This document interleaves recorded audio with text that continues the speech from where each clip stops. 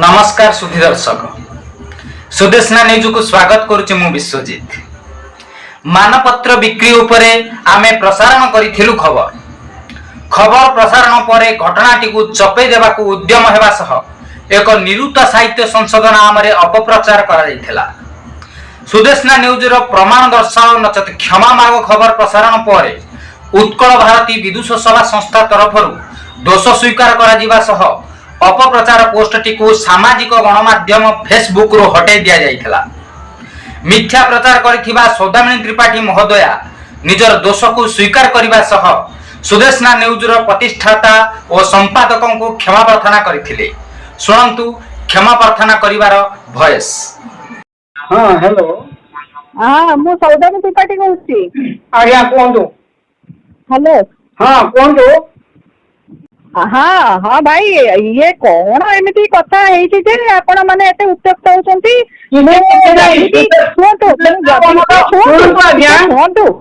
ना गोटे मिनिट सुदेश जदि कौन भूल करछि मु जानिनी।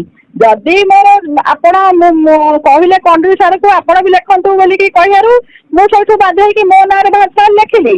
जा हो एबे सुद्धा मु सब डिलीट कर देई। मते जहा मेसेज जणा ला एबे मु भी सब मेसेज कर डिलीट कर देइछि। आ कोन ता भी जाननी तथापि आपण जदि चाहछंती भूल मागिया को मु भूल मागी देली। आपनकर आउ कोन कहर अछि कुहंतु कोन पाई लागिछनी मु ता जानि नै। ठीक अछि जदि जदि मु किछि भूल करिछि मु भूल मागी देली। समझ ना आपण तो भूल मागी देबे सेठी गला किंतु आपण जो लिखितन सुदेश को मत काहा को केते बेला टंका देइछ आपण के हमकु देबे नहीं सेटा नुह प्रथमे आपण मते आम नारे पकईछंती काहे कि आपण पकईले आमे गोटे आपण भी कवि कवियत्री गोटे नुआ के क्रिएट कलु। आपण तो किछि विराट अपराध करिनु आम पाखु शुणु आम पाखु जो जदि प्रूफ आसो आम खाली आपण नहती जहाँ प्रूफ आसो जनइबेनि छो जदि आपको आसी आपण के मते जनइबेनि आपण को भौणी भलिया मु आपण को भी मो ग्रुप रे मु एडमिन कर रखिछि। आपण को मु इनवाइट करतिली आपण के कहले आपण एडमिन कर आपण तो रिमूव करछनी मते।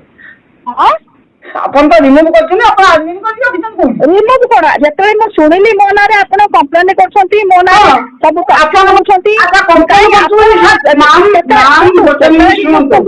नाम तुम सुनतो कंप्लेन मु कहता शिव प्रसाद अधिपति चले बिना कारण कंप्लेन करेनी कि सुदेश न्यूज चले बिना कारण प्रसारण करे नहीं नहीं आपण आपण प्रथमे लेखिले मु मां भौणी संगे व्यवसाय करूनी मु कोन आपन कहली आपन टक्का दे कि व्यवसाय करंती मो संगे रे आपण कोन करियो कोन भी साहित्य को भल पाती मु भी साहित्य को भल पाई साहित्य को भल पाई मान एकाठी समत हेइछे हमको ताकू लेखले मो मां भौणी संगे व्यवसाय करूनी मु कोन आपन कहली मो संगे एई जिंस आपन कहतो बोली ना ना भल लागलानी आपन उसना कहया के भल लागला मते सुनिया के भल लागलानी आपन सके बाध्य ही ब्लॉक कली ना ना सुनो आपन जो कोन दुख नहीं किंतु जते शिव प्रसाद अधिपति ना सुदेश न्यूज ना सुदेश कमत ना नेले आगो किए आम नारे बाहर करची आगे आगे सुन आगो भाई आपन सुना सुना सुनते ठंडा मुंडरे कथा होतो आज्ञा मान मु सुनतो मो नारे आपन को चैनल में किए बाहर करची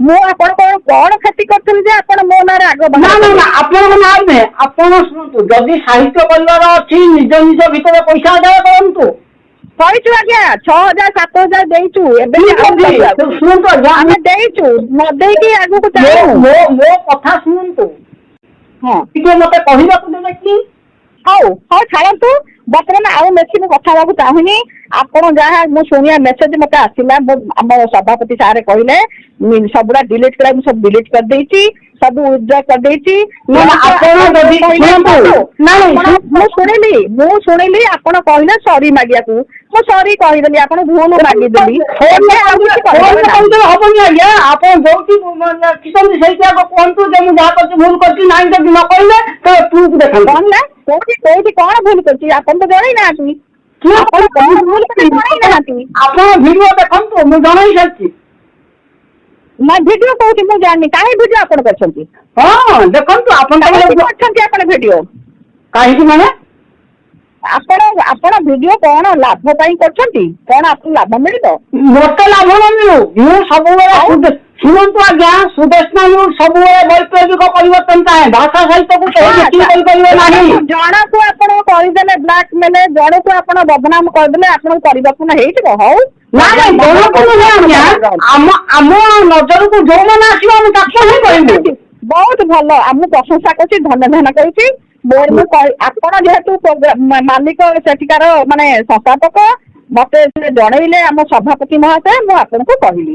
ଆଉ ଆପଣ ହଉଛନ୍ତି ସେଇ ଗ୍ରୁପର ମାଲିକ ବା ସଂସ୍ଥାପକ, ଯେ ଆପଣଙ୍କୁ ଜଣେଇଲି। ତାପରେ ମୁଁ ଆଉ କାହାକୁ ଜଣେଇନି। ଆଜ୍ଞା, ମୋ କଥା ବୋଧେ ଆପଣ ବୁଝିପାରିଲେନି, ଟିକେ ଶୁଣିବାକୁ ଚେଷ୍ଟା କରନ୍ତୁ। ହଁ, କଣ ଶୁଣିବି? ଶୁଣନ୍ତୁ ଆଜ୍ଞା, ମୁଁ କୌଣସି ନାରୀକୁ ଅସମ୍ମାନ କରିବାକୁ ଚାହେଁନି। ସମସ୍ତେ ମୋ ପାଇଁ ମା, ସମସ୍ତେ ମୋ ପାଇଁ ଭଉଣୀ। ମୋର ମା ଭଉଣୀ, ମୁଁ ତାକୁ ବ୍ୟବସାୟ କରିବିନି। ମୁଁ କଣ ଆପଣଙ୍କୁ ସାହିତ୍ୟ କଥା ବ୍ୟବସାୟ କରିବା କହିଥିଲି? ମୋ ଭାଇ ବୋଲି ଆପଣଙ୍କୁ ମୁଁ ମେସେଜ ଟା ପକେଇଥିଲି, କାରଣ ମୁଁ ଆଡମିନ୍। ଆଜ୍ଞା, ମତେ ଖାଲି ପକେଇ ନାହାନ୍ତି। ଶୁଣନ୍ତୁ ମ୍ୟାମ୍, ଖାଲି ମତେ ପକେଇ ନାହାନ୍ତି, ମୋ ପାଖରେ ପ୍ରୁଫ୍ ଅଛି। ଆପଣ କାହାକୁ